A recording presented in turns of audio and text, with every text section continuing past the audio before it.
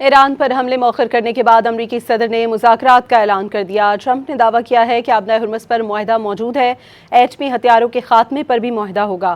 دوسری جانب ایران اور عمان آبنۂ ہرمز میں نئی راہداری قائم کرنے کے معاہدے کے قریب پہنچ گئے۔ امریکی صدر ڈونلڈ ٹرمپ کا کہنا ہے کہ ایران کے ساتھ مذاکرات آج سے شروع ہوں گے۔ ٹرمپ نے آبنۂ ہرمز پر معاہدے کی موجودگی کا دعویٰ کرتے ہوئے کہا کہ ایٹمی ہتھیاروں کے خاتمے پر بھی معاہدہ ہوگا، جسے ایران کی ڈی نیوکلیئرائزیشن کی ڈیل کہیں گے۔ ایئر فورس ون طیارے میں گفتگو میں امریکی صدر ڈونلڈ ٹرمپ کا کہنا تھا کہ ایران پر بڑے حملے کا منصوبہ سعودی عرب، متحدہ عرب امارات، قطر اور ایران کی اپنی درخواست پر منسوخ کیا۔ اگر ایران پر حملہ ہوتا تو دوسری جنگ عظیم کے بعد سب سے بڑا حملہ ہوتا۔ ٹرمپ نے باور کرایا کہ وہ لوگوں کو مارنا نہیں چاہتے، ان کی ترجیح معاہدہ کرنا ہے۔ We had an attack that would be the biggest attack since World War II, and it would have been disastrous for them, and they didn't want us to do it.